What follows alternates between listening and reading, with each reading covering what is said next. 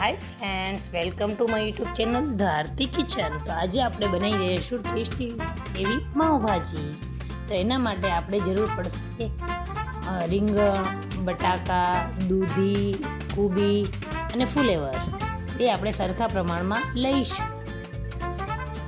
પછી આપણે ગેસ ચાલુ કરીશું.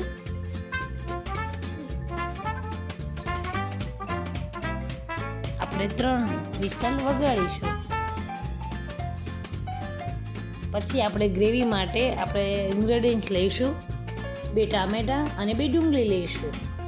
પછી આપણે મિક્સરના જારમાં નાખીશું. મિક્સરમાં જારમાં નાખ્યા બાદ તેમને આપણે ગ્રેવી બનાવીશું.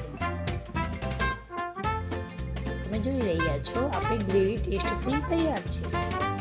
પછી આપણે એને વઘારવાની પ્રોસેસ ચાલુ કરી દઈશું. તો સૌ પ્રથમ આપણે કઢાઈ મૂકીશું.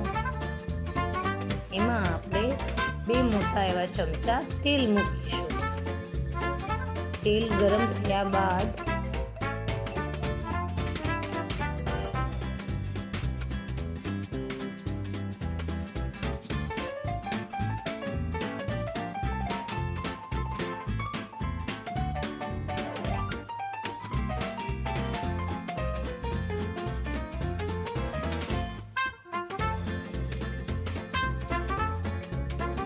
પછી આપણે લસણની ચટણી નાખીશું.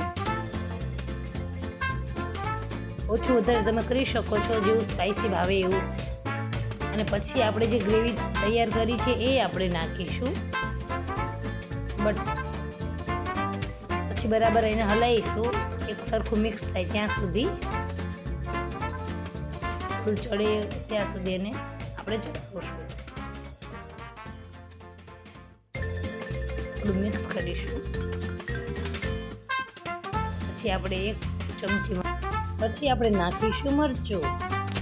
2 ચમચી જેવું આપણે મરચું નાખીશું.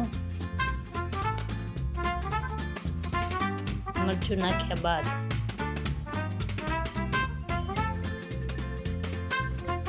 પછી આપણે ચપટી હળદર નાખીશું. અડધી ચમચી ધાણા જીરું, 1 ચમચી ગરમ મસાલો. તમે પાઉંભાજી બી મસાલો નાખી શકો. મેં ગરમ મસાલો નાખ્યો છે, એનાથી બહુ ટેસ્ટ સારો લાગે. અને 1 ચમચી મીઠું. પછી ટેસ્ટ પ્રમાણે તમે ઓછું વધારે કરી શકો છો. જોઈ શકો છો તમે એકદમ લાલ ગ્રેવી, એકદમ સરસ મસ્ત એવો કલર આવી ગયો છે. જોરદારનું તેલ પણ જો બહાર આવી ગયું છે. એકદમ આપણી ગ્રેવી એકદમ સરસ એવી થઈ ગઈ છે. જોઈ શકો છો ફ્રેન્ડ્સ તમે બધા. એકદમ ટેસ્ટી લાગે છે. અને પછી આપણે વટાણા છે જે મેં અડધો વાટકો જે બાફેલા તૈયાર કર્યા હતા એ હવે નાખું છું. પછી પાછું 2 મિનિટ ચડવા દેવાનું. એનાથી એકદમ સારું એવું થઈ જશે મિક્સ. પછી ધીમો ગેસ થોડો કરી દેવાનો અને ધીમા ગેસે થોડું ચડવા દેવાનું આપણે.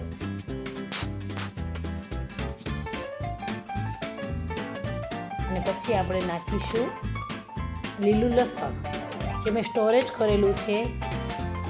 બહુ સારું એવું લાગે છે. જ્યારે સિઝન છે તો તમે નાખી શકો છો, અને ના હોય તો પણ સ્કીપ કરી શકો છો. અને લીલા લસણથી ટેસ્ટ ઓર બી ફાઇન આવે છે. પછી લીંબુ છે, આ લીંબુનો રસ છે એ 1 ચમચી નાખવાનો છે. લીંબુનો રસ, કારણ કે આપણે ટામેટાની ગ્રેવી છે તો ઓલરેડી સારું એવું હોય છે ટેસ્ટ, એટલે 1 ચમચી ઇનફ છે. પછી આપણે જ્યાં સુધી તેલ બહાર ના આવે ત્યાં સુધી પાછું ચડવા દેવાનું છે સારું એવું. અને ચડી જાય પછી આપણે જે મિશ્રણ બાફેલું હતું એને મેં મેશ કરી દીધું છે એક સરખું. તમે જોઈ શકો છો ફ્રેન્ડ્સ, એકદમ આમ મસાલો એક સરખો કરી નાખ્યો છે. અને પછી આપણે એમાં ગ્રેવીમાં મિક્સ કરીશું. ગ્રેવી મિક્સ કર્યા બાદ આપણે એને થોડું હલાવીશું. હલાવ્યા બાદ ધીમા તાપે આપણે થોડી વાર ચડવા દઈશું. ત્યાં સુધી ચડવા દઈશું જ્યાં સુધી આપણું તેલ બહાર ના આવી જાય. તમે જોઈ શકો છો ફ્રેન્ડ, આપણી પાઉંભાજી જોરદાર એવી ટેસ્ટી તૈયાર છે. જોઈને જ આપણે ખાવાનું મન થઈ જાય છે. લાઈક, શેર અને સબસ્ક્રાઈબ કરજો મારી ચેનલને. Thank you for watching.